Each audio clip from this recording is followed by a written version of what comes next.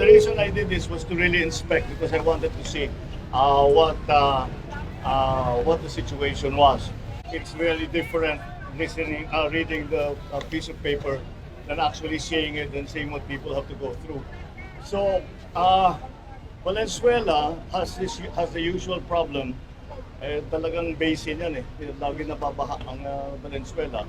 But marami na silang flood control, pero nasa pawan itong sa dami ng tubig. So we have to relook, we have to re-examine some of the designs of our flood control.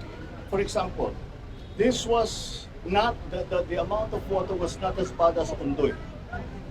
But the effect was greater than Ondoy. Mas malaki ang baha. Mas maraming nabaha na lugar kaysa panahon ng Ondoy. Mas marami tayong flood control ngayon kaysa noon. Pero climate change, this is what the effects of climate change are. What we have seen is that one of the most important parts that nagka-problema was that navigation gate that we went to na nasira because binangga ng isang barko basta hindi sumunod sa instruction, sinira niya. That is why the Botas is still 80% underwater.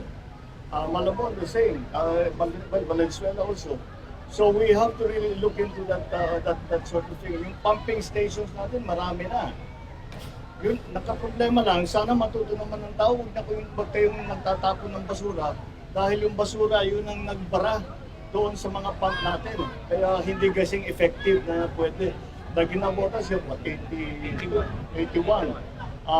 In Valenzuela, I think they have 32. So marami na yung pumping station. Pero talaga, you have to put it somewhere. So yesterday, 12 o'clock was high tide. 12 o'clock noon, nag-high tide. Nagsabay-sabay, para malakas ang ulan, tapos nag-high tide.